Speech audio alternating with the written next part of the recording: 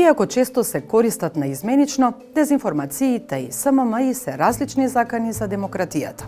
Денес ќе ви покажеме што ги разликува и како да ги препознаете.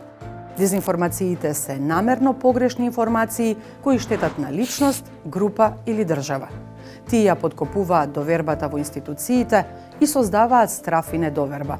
Се шират преку медиуми, социјални мрежи, политички актери, па дури и преку поединци. Дезинформациите најчесто се појавуваат во теми како вакцини, лажни лекови, криптовалути, теории на заговор и политички наративи. Во последниве години актуелни се и приказните поврзани со војната во Украина. СММ е посебна категорија на дезинформации со стратешка цел да ја подкопа демократијата, да создаде поделби, да ја ослаби довербата во Европската Унија и НАТО и да промовира авторитарни наративи.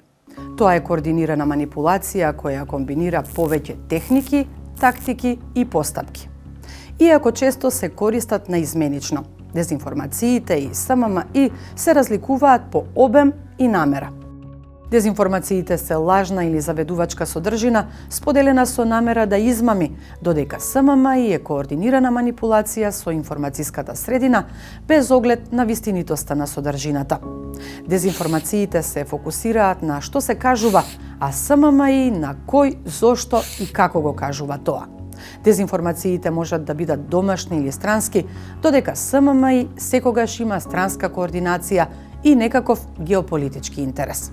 За да останеме отпорни, ни треба медиумска писменост, критичко размислување и проверка на изворите. Информирајте се, поставувајте прашања и не споделувајте непроверени содржини. Колективната информираност е најсилната заштита од СММ. Дезинформациите може да збунат, но СММ може да ја промени насоката на државата. Вашата информираност е клучот за демократско општество.